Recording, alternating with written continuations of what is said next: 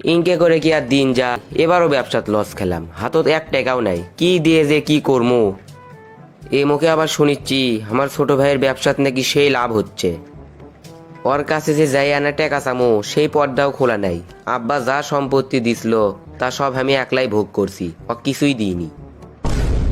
দেখি এখন আমার চাচার কাছে যাই। চাচার তো আবার বিঘে খানিক জমি আছে, আবার চাচার বেটা বেটি কেউ নাই। যাই ওই জমির দলিল পত্র হাতে লিবের পেলেই হবি। খালি একবার লিবের পেলেই কেল্লা ফতে, আমাকে আর খুঁজে পাই কেডা। এলে ভাবতে ভাবতে তো চাচার বাড়ি এসে গেল। দেখি বাড়ি মোট ঢুকে পড়ি। চাচা আসসালাম আলাইকুম, ভেতরে আসমো? আরে বাবা চলটা তুমি আসো, বসো বসো। তা বাবা চলটা কেঙ্কা আছো, কি মনে করে আসলে এতদিন পরে? এই তো চাচা আছি কোনো রকম।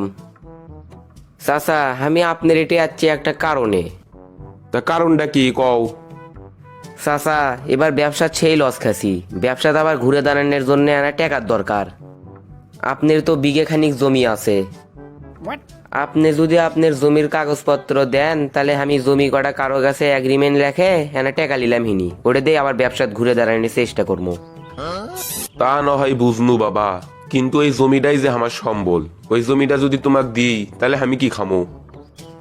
চাচা আপনি কোনো চিন্তা করেন না, আমি আপনাকে প্রতি মাসে 15-20 হাজার করে টাকা দেবনি। হয় এটা করা যেতে পারে। আমাকে যদি তুমি প্রতি মাসে 15,000 টাকা দাও তাহলেই আমার হবি। তাহলে ধরো কাগজপত্র লেও। হ চাচা আপনি কোনো টেনশন করেন না, প্রতি মাসের শুরুতে আপনি টাকা পেয়ে যাবেন।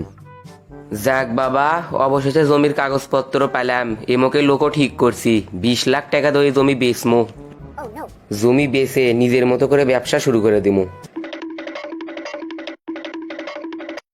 হে ম্যানেজার, আমার রুমের মধ্যে এলে ফকির কৃষক ঢুকপে দিছু। বাবা আমি ফকির লই বাবা।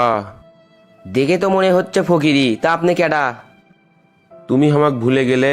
আমি তোমার চাচা, যার টাকা দিয়ে তুমি আজকে এত বড় একটা ব্যবসায়ী হবার পাছো। ও চাচা আপনি, তা আপনি এটি কিসে খাচ্ছেন? প্রতি মাসে তুমি আমাকে 15,000 টাকা দিবা, এই কথা কয়েই তুমি আমার জমির কাগজপত্র লিয়াচ্ছ। আজ 5 মাস হয়ে গেল, কুটি কোনোদিনও তো 1 টাকাও দিলে না। 15,000 টাকার কথা কয়ে আপনার জমির কাগজপত্র লিয়াচ্ছি মানে? আমি তো আপনার জমি কিনে লিছিলাম। বাবা তুমি এলে কি করছো? কি করছি মানে? আপনিই তো আমাকে লিখে দিছেন ওই জমি। আমি লিখে দিছি? আমি আবার কতদিন লিখে দিনু? খাড়াই ভুলে গেলেন? উজে কাগজপত্র লিয়ে আসার 2 দিন পরে যায় যে আপনার থেকে একটা সাইন করে নিলাম। ওটি তো এটাই লেখা আসলো যে আপনার জমি আপনি আমার কাছে বেচিচ্ছেন। আমি তোমার ওপর বিশ্বাস করছিলাম, আর তুমি আমার সাথে এইভাবে প্রতারণা করলে? কিসের প্রতারণা? যা সত্যি তাই। আর আপনি এটি বেশি পেঁচাল পেলেন না তো, আপনার সাথে কথা কওয়ার মতো সময় আমার নাই। আপনি এখন এর থেকে যান। আর না হলে কিন্তু আমি সিকিউরিটি ডাকিচ্ছি, আপনি কলে ঘাত ধরে বাইর করে দিবি। আমি মূর্খ মানুষ দেখে তুমি আমাকে এইভাবে ঠকালে এটা আল্লাহ সহ্য করবি না। আমি যাচ্ছি, সিকিউরিটি টাকা লেখবার লয়। এ ওটি যে লোকটা ভিক্ষে করিচ্ছে তাক কমা দেখতে একেবারে আমার বড় ভাইয়ের লাগান্তি। দেখি তো আরেনা সামনে যায় দেখি। আরে ভাই তুমি এটি, তোমার অবস্থা কেঙ্কে? কেডা চল টেম, কি আর কোমরে আমার দুঃখের কথা। তা তুই কেঙ্কা আছু ভাই?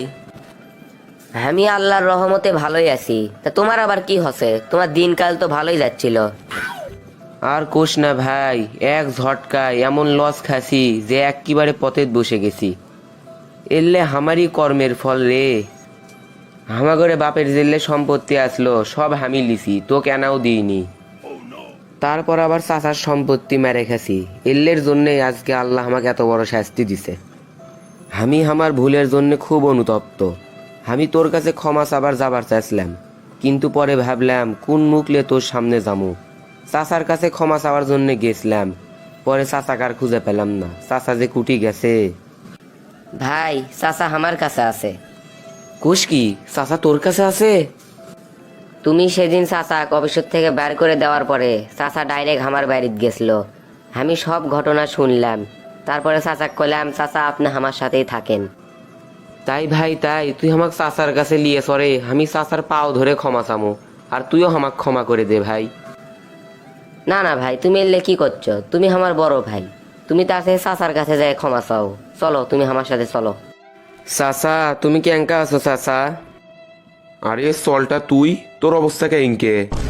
চাচা তুমি আমাকে মাফ করে দাও, তোমার সাথে প্রতারণা করছি, ভাইয়ের সাথে প্রতারণা করছি, এই জন্যে আজকে আমার এই দশা। আমি আমার ভুলের জন্য সেই লজ্জিত, তুমি আমাকে মাফ করে দাও চাচা। তোকে আমি সব সময় আমার বেটার চোখে দেখি, সেদিন যতই তোর ওপর রাগ করি তারপরে আমি তোকে মনে মনে ঠিকই মাফ করছি বাবা। শোন, তুইও তাহলে আজ থেকে এটাই থাক, তুই আর চলটেম দুইজন মিলেই ব্যবসা কর, তাহলে আমাদের পরিবারটা অনেক সুন্দর হবি। হ চাচা তুমি ঠিকই কছো, আজ থেকে আমি তোমাদের সাথেই থাকমু, আমার ভাইয়ের সাথে আমি ব্যবসা করবো। দর্শক মন্ডলীরা, আপনারা তো দেখলেন আমার ভাইয়ের কি দশা হয়েছিল। তার কারণ কিন্তু সে নিজেই, কারণ সে আমার ও আমার চাচার হক মেরে খেয়েছিল। যদিও সে আজ তার ভুল বুঝতে পেরেছে, কিন্তু হক মেরে খাওয়া নিতান্তই একটি খারাপ গুণ। আল্লাহ তাআলা পবিত্র কোরআনে বলেছেন, তোমরা কারো অর্থ সম্পদ অন্যায়ভাবে গ্রাস করো না। এছাড়াও রাসূলুল্লাহ সাল্লাল্লাহু আলাইহি ওয়াসাল্লাম বলেছেন, যে অন্যের হক মেরে খায় সে কখনো প্রকৃত ঈমানদার হতে পারে না।